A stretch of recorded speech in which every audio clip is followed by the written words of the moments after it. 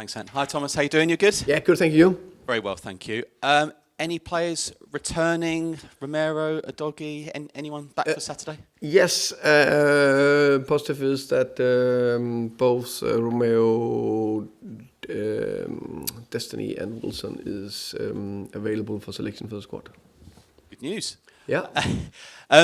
Obviously, disappointing defeat at Newcastle to go out the cup, but I'm looking at January and 2 legs in the League Cup. You've got 2 European games. You've got a number of injuries. Is it fair to say all competitions it is pretty impossible to compete on all fronts? I know you want to, but it's impossible. I like to have a challenge that it's possible to compete on all fronts. If we're one, which I still think we're not too far from. If you look at the games, look at the game, then we're into the next round and we compete for it. But there's no two ways about it that in general, if you want to compete over 60 games in all, that's tough. But that's part of it. I think it's also fair to say you can see every club is doing rotation in the Carabao Cup. Everyone, they have to. But not only Carabao Cup, they also do a little bit Champions League, a little bit Premier League. So that's part of it, and then you try to nail that perfect balance. I said to you in September, West Ham's biggest Premier League derby is Tottenham. I'm going to say the same again. Chelsea's biggest Premier League derby is Tottenham. Obviously, there's the North London derby, is probably Tottenham's biggest game. But there's a lot of intensity between Tottenham and Chelsea. Is this kind of game one of the many reasons why you joined this football club? Yeah, I think you put it quite right there. A game against Chelsea, especially a home game against Chelsea, under the floodlights tomorrow is going to be unique and special. Can't wait for it. The players are already looking forward to it. It's a fantastic occasion. We need the fans behind us. I know they do everything they can to try to create even more noise, make it this very difficult place to play. And as I said before, it's between us and the fans. It's the best clubs, the best teams. They're united. They're together in good times and bad times. We need to perform. We need to create energy. Can we get energy off the fans? Then it's like so positive reinforcement.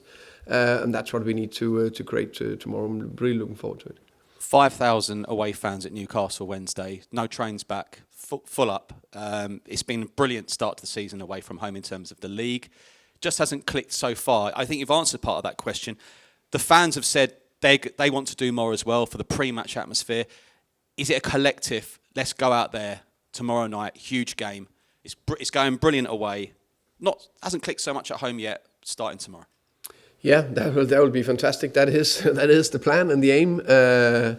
As you said, 5,000 fans traveling on the road Wednesday night. That's incredible determination, and we need that from the fans. We need that from the team. I'm so proud of that and pleased with that. And then at home, I can't see why we shouldn't be able to perform and have a very good run at home. We play maybe the best stadium in the world, definitely the best fans in the world, and we know that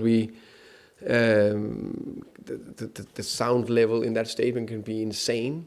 So it's up to us to do that together, and that is a collective effort. Thanks, Thomas. You're welcome. Hi, good to see you again, Thomas. Good to see you. Can I please ask you about Micky van de Ven? You spoke about it recently as well. You work with other good defenders in the past. His set of skills, how special it and how much an advantage Micky is giving you defensively and also offensively? I think these days every player needs to both defend and attack and play the ball and forward and be good in the set piece and so on and so forth. Micky, let's start with the ball. Very good composure, brilliant left foot, can go long, can play short, stand the ball when need to. Of course, his pace is quite unique. Then there's the cool defending in the decisive moments. I think he's doing that better and better. Then there's leadership. Then there's how good are you on set pieces, both boxes. I think he ticks a lot of boxes. It's just continuing performing at a good level week in, week out. different clubs, different teams have a different way to operate. What do you make of Enzo Maresca's time at Chelsea so far? Won the Club World Cup in the summer, finished top 4 last season, won the Conference League. Yeah, of course. Enzo's done an amazing job at Chelsea. First season, qualifying for the Champions League, and they say win the Conference League, so competing in definitely more than one front. Won the Club World Cup and had a decent start to the season. Very impressive. It was very clear what him and his staff want to achieve, how they want to play. So yeah, it's going to be a nice, good challenge. Another nice, good challenge in the Premier League against a very good manager and a very good team. The famous Battle of the Bridge took place nearly 10 years ago. Plenty of yellow cards. Chelsea recently conceded their 6th red card in just 9 games. That lack of discipline, is that something that you can take advantage tomorrow with all the pressure your fans are going to put on Chelsea? Yeah, I haven't looked into every single red card that I've had of the 6 they got. Probably different reasons. Probably not only lack of discipline, can also be coincidence. So I don't know. It's about us and the game we can play, and we need to perform and be intense with a cool head. Yeah. Hi Thomas, how are you? I'm good, thank you. And you? Surviving, yeah. In terms of the home form this season, nearly all your points have come away from home. How sustainable is it for you to achieve your ambitions by just continuing that all season? Or how much do you need to start grabbing the home form and making it a fortress? Clear. I think it's if you want to achieve something big, you need to have a good home form and a good away form. And our away form is very good. Our home form, I'm quite convinced that when we've seen the end of the season that we would have had a good home form right now with the. What did we play? 3 games home in the Premier League. It's a very small sample, but it's up to us to change it around, which I'm convinced we'll have a very good chance to do tomorrow. You mentioned a little earlier, 60 games is almost impossible for your best 11 to play 60 games in the season, so rotation is necessary. In terms of fixtures, are we getting to a point now, or if we reach the point, are we soon going to get to the point whereby something needs to be done about the football calendar, because we are asking players to play too many games for player welfare, for supporters to even go to all these games? And obviously last year Rivalry mentioned strike action. I don't know if that is something that you think is down the line somewhere. No, I don't know, but I think definitely we need to look into the calendar and the amount of games for the players. No doubt about that. We say it's impossible to play 60 games, 90 minutes, high intensity. So you need to find a balance of squad rotation and where do you pick your chips, put your chips in terms of where do you want to focus, because you can put yourself in between two chairs. But I think we need to look into it. There's also we love football, all of us, but I think when there's been, let's say, an international break and then we come back and start again, a little bit more fresh, all of us, fresh eyes, it's exciting. So I think there's something in that we need to look into. I don't know the answer to it because it's a pretty popular sport and there's a few quid in it. So probably a little bit demand from the broadcasters. One person who won't be playing football anymore is a former goalkeeper here, Alfie Whiteman. I know you never met him, he was not here under your stewardship, but he's retired now and gone down a completely different route. He's become a director of a company and a photographer, which led me to think, because you're a man who thinks outside the box, I know you like your skiing, what have you. If you hadn't been a football manager, what would you have been? What would Thomas Frank be today on a Friday lunchtime if you weren't a football manager? That's a very good question.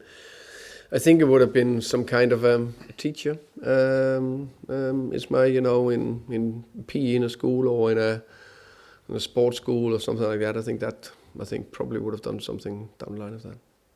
Hi there, Thomas. Ali. So I ask you about kind of on the fixture schedule as well, but also you're not maybe able to make as many rotation and changes as you want right now with the injuries.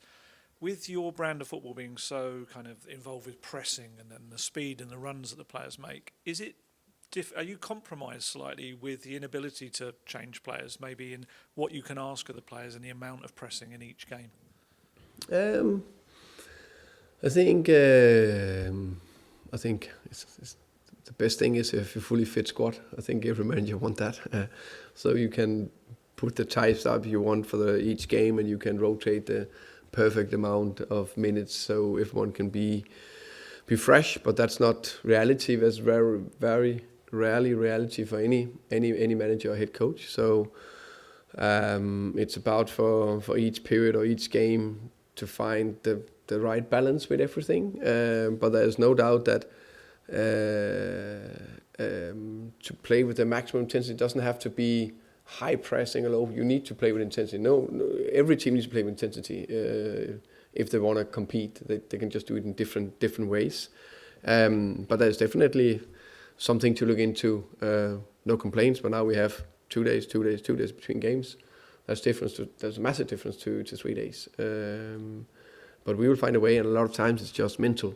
And I think we are still early days of the season, so it's less important. But of course, when everything accumulate, it can be an issue. Just check on Dom Slanky, how he's getting on. He's Dom is. We're very aware of. We want when we get Dom back, we hope we touch wood have him back and no setback. So we are how can you say it? We are very aware of doing it the right way. So it's going in the right direction. He will not be available before the international break. So that's the status right now. Two of the longer ones I just want to check on. Dejan Kulusevski, I mean, how close is he to getting back just maybe on the grass? That's a good question. He's still not on the grass, and we're working very hard to get him fit as quick as possible. I think my message is he's not on the grass yet. The other one was Kota Takai. I know you mentioned about in the last one. Just wondered, what's the problem? Is it the same foot problem? Quad. Yeah, quad. And he is about to be training soon. Yeah. You're welcome. George from the BBC, please. Thomas, hello. Sorry, just with all these injuries you've got, I think before today it was 10 and now you're 7. Just how hard is it to coach your style with what you want to do when you've got so many players out? Yeah, of course you want, especially the key players, to be available for as many matches as possible. I think I'll go that far that the availability is probably one of the areas that you need to nail if you want to have success in a season, and especially availability for your top players. And I think that probably definitely have to had impact on relegations, Champions League qualifications, and Championship. I think that Liverpool more or less had no injuries last year, struggling a bit more now. Arsenal had a lot of injuries last year, a little less this year, so that can be the decisive factor at times. What I would say is that there's two things I think you need to look into. The first thing is that if you can avoid muscle injuries, it's definitely hamstring, calf, quad, stuff like that. If you can avoid that because of a good gym program, recovery, the right way to train, the right processes, then I think you're halfway there. Then there is the contact injuries that you really can't avoid, and then that's this return to play again. So that time from when they got injured to the come back to the training, that's the two bits you need to nail. And I think on soft tissue muscle injuries we were quite good, which I'm very pleased with. Now it's just with the I'm going to say not odd injuries, but contact injuries and some odd injuries. We need to get the return to play time down. Tottenham's record against Chelsea hasn't been very good of late. I think it's 4 straight losses, but in particular, 2 of the games at the Tottenham Stadium have just been absolutely crazy. And I just wondered if you remembered watching some of them in recent years, if you're aware of them, and just in general, are you aware of the record? I mean, it's just some of the matches have been mad. I think Tottenham have conceded 8 goals, which is before your time, obviously. Yeah, it was entertaining. We are in an entertainment business, aren't we?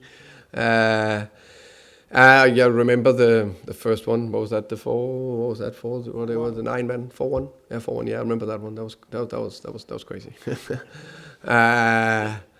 But yeah, that's in the past. I just some games we were part of that everyone will remember for whatever reason. Hopefully we're part of a game everyone will remember tomorrow and we come out on the winning side. But it won't be as crazy as what's gone by previously. Yeah, you never know in football. So you never know. You're welcome. Finish with George at the back, please. Hi, Thomas. Just to follow up on that, each of these games has kind of a story of its own. Those 2 ones for Ange, Pochettino's first season, he beat Chelsea 5-3, and it kind of really kick-started his reign. Whatever happens tomorrow, you'll obviously be confident you'll be a long-term success here. But how sort of excited are you to kind of be part of this kind of story and this rivalry, and I guess write your own story for this game tomorrow? No, very exciting. Really looking forward to it. There's a London derby between 2 big rivals. There's so much on it against a very good Chelsea team. It will be a completely very, very, very competitive, even game under the floodlights. It's got everything to be a top game where you will be on the edge of your seat, hopefully, if you are a fan or part of it. So hopefully that's the case. We need to come flying out and get the fans with us, and I'm very very positive about us coming out and perform very well tomorrow. And just with Christian Romero, and forgive me for asking this, but it was this game last season where he was injured and he come back and he got injured again after 15 minutes. How sort of fit is he? Could he have played Wednesday, for example? How much confidence have you got in his fitness going into this one? It's not sort of a rush decision to bring him back for this big game. Very aware of